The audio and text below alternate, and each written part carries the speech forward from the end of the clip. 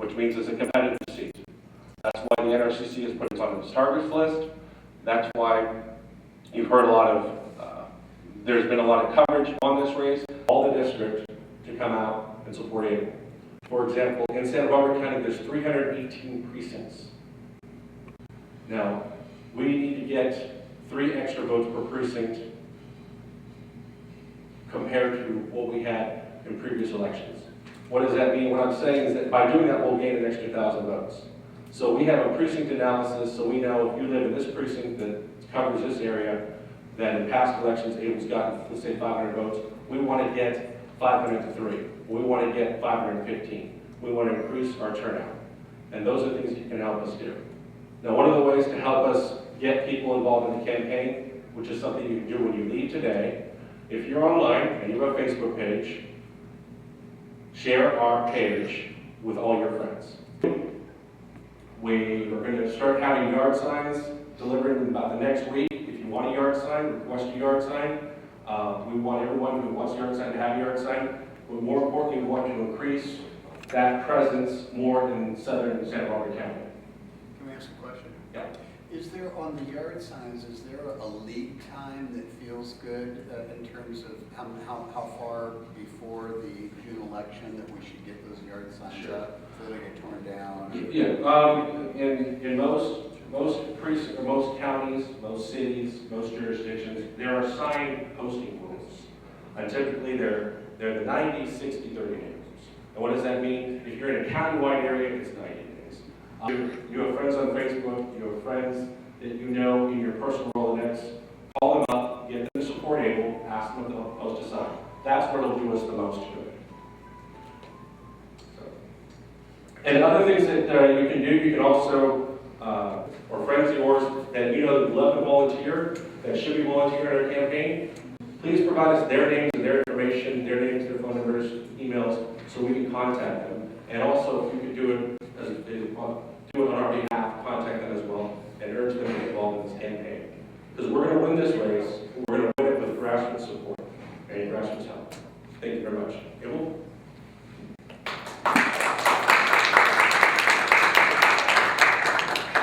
Thank you, Brendan. And thank you all for coming out today. It's great to see all of you, or most of you. I just want to say that this is a very, very important race for our country.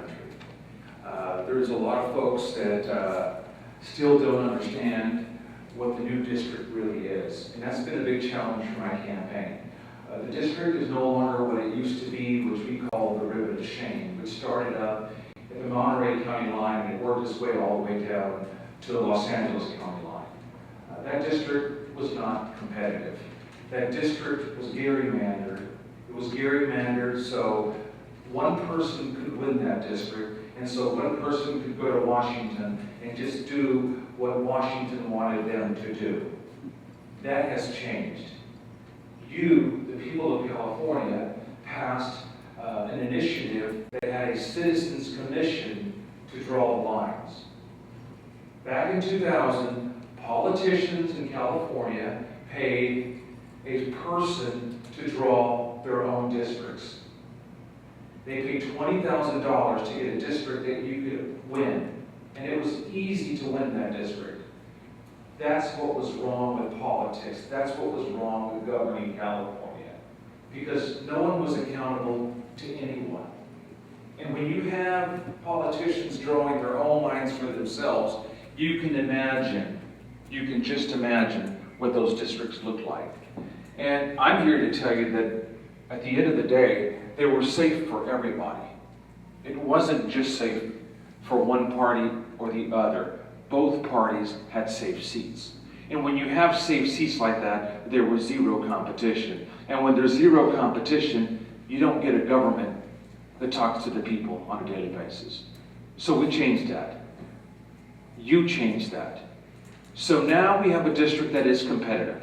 And just so you can put this in your mind, prior to the Citizens Commission redistricting districts in California, we only had one competitive race over a 15-year period in California.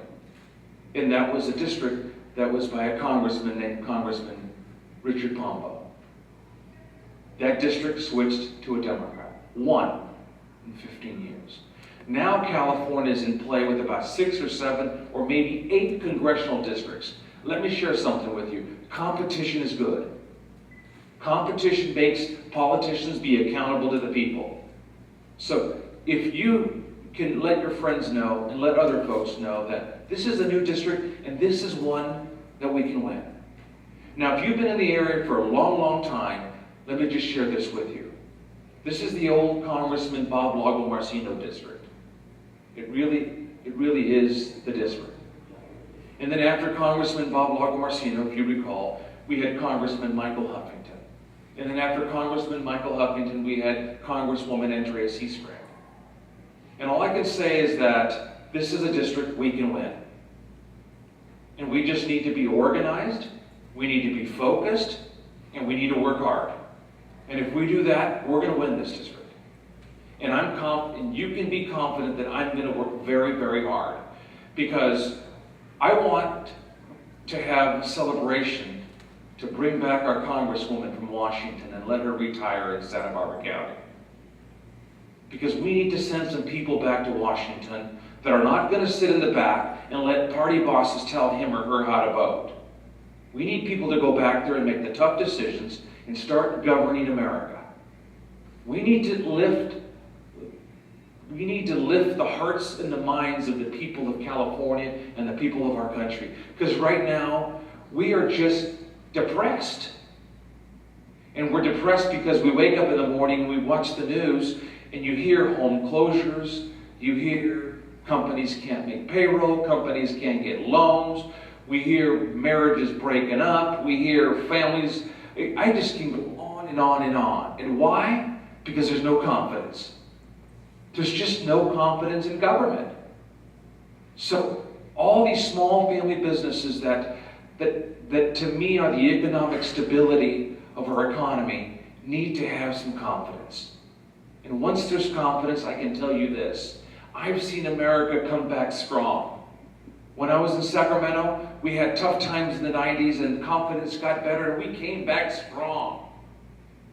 But we had a government in place that believed that spending more than was coming in was the right thing to do, and you know what happened.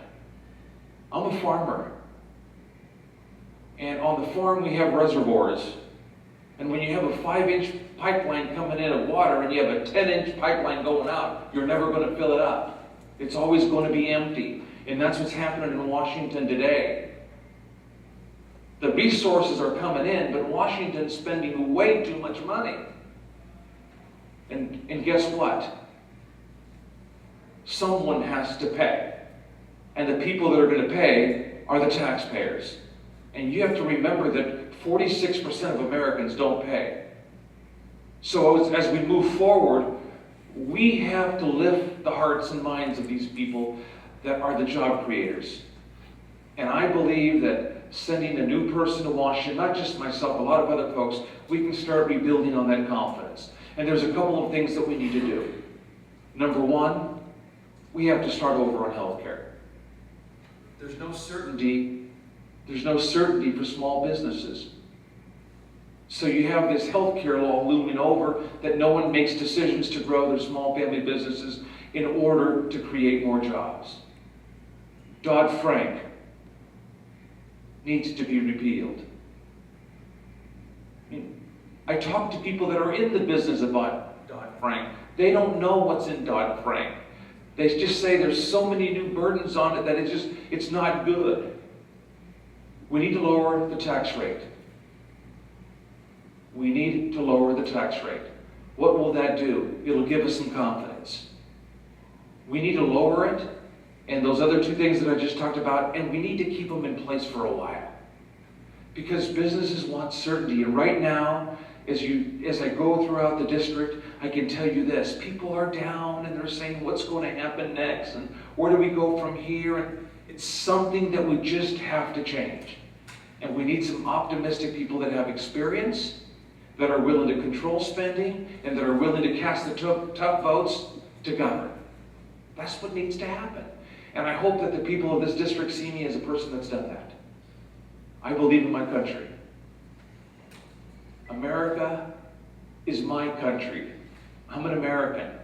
And it gave my mother and father all the opportunities in the world, and it gave me opportunities, given us all opportunities, and I'm seeing those opportunities slip away, not because we're not great, because there's no confidence in our country.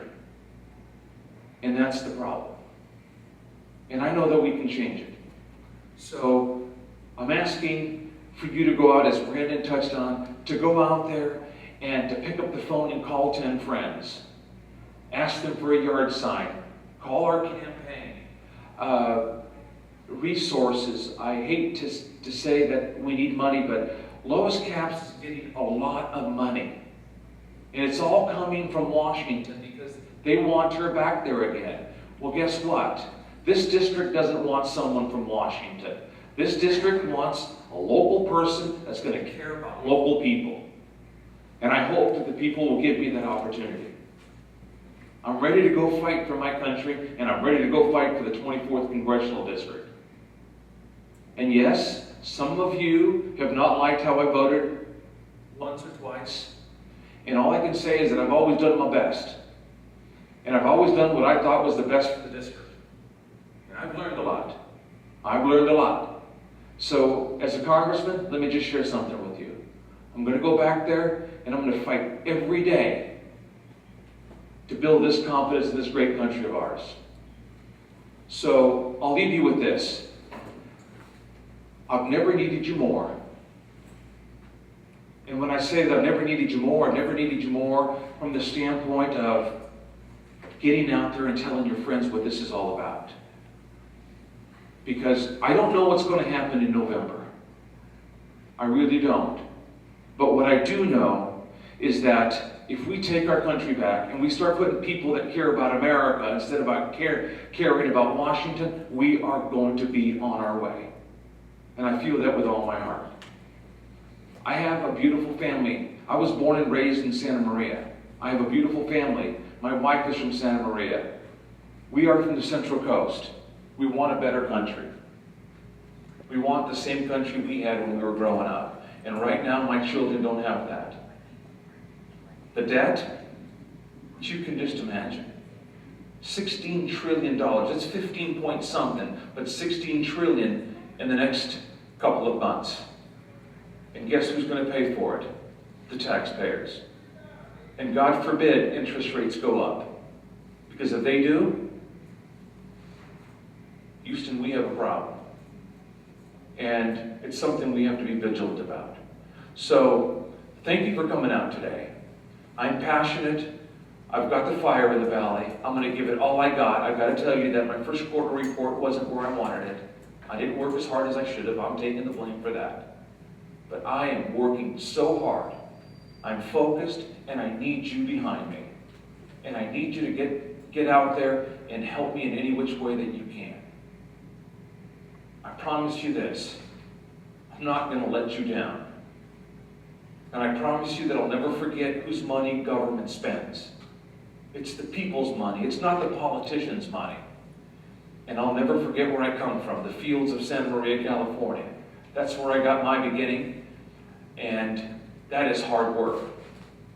I want to take that work ethic back to Washington. So why don't we stick around? I'll answer some of your questions. I'll stick around for a little bit longer, and I just want to say thank you. Thank you, thank you, thank you. I know Sundays are family days. I just felt that this was a day that we can come together and start the week tomorrow working very, very hard. So thank you so much. I'll stick around for some questions, and let's get out there and let's win. And let's share this new district with everybody. And if there's someone that can beat our local congresswoman, I think you're looking at her. I'm going to give it all I got. Thank you so much.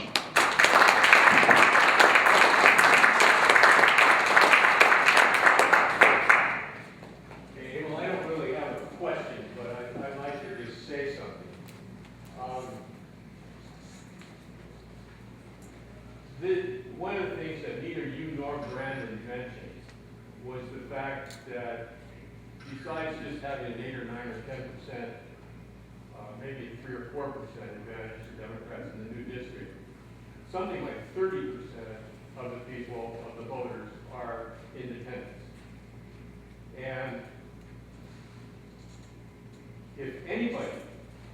get those independents that's in the race at the present time, it's you. Chris Mitchell can't come close. The independents are getting yawningly soft about Bullis caps. They don't care that much about it. And it's a huge chunk of the electorate. Now, that doesn't mean that I'm going to stand up here and say I think Abel should go wishy-washy on some conservative points or anything like that. But you have every asset to take over a good part of that independent vote. And I think all of us should understand that if anybody on the Republican side of the ticket can win this congressional race, it's the man standing up here in front of us.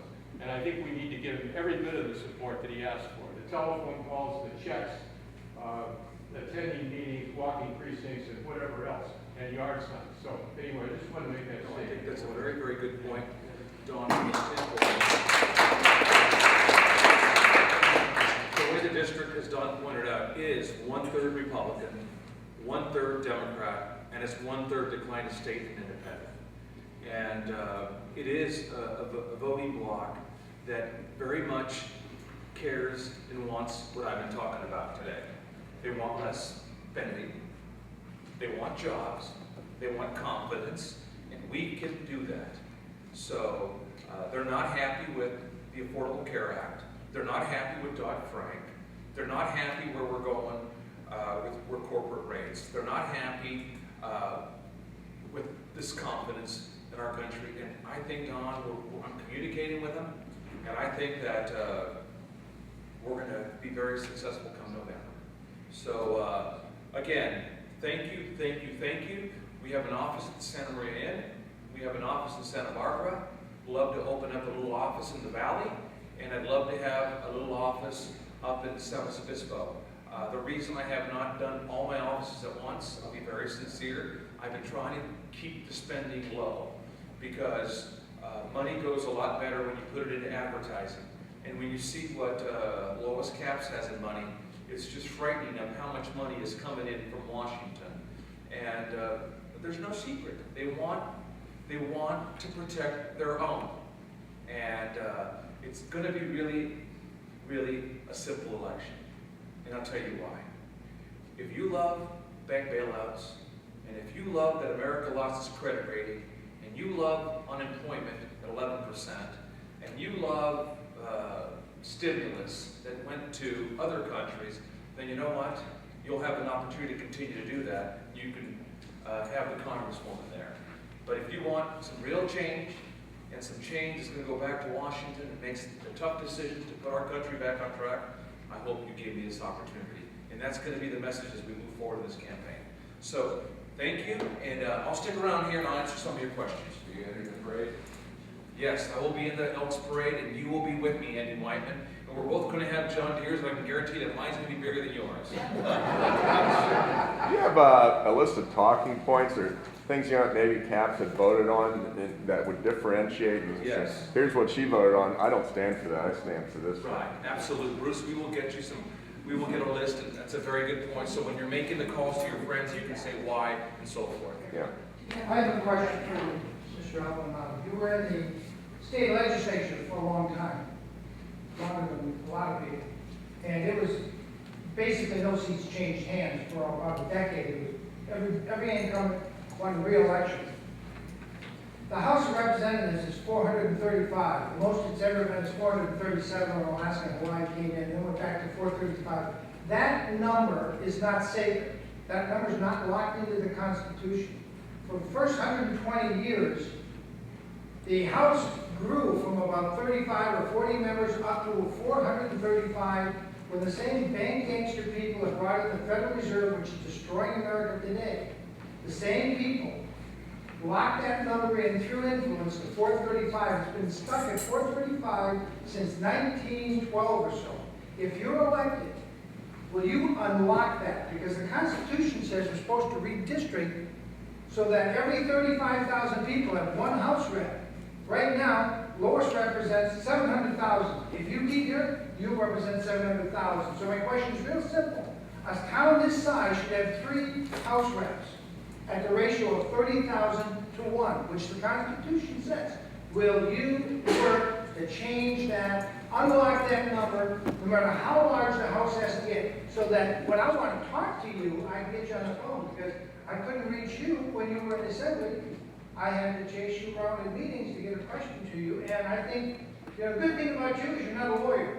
That's the best thing, you're not a lawyer. I mean that sincerely.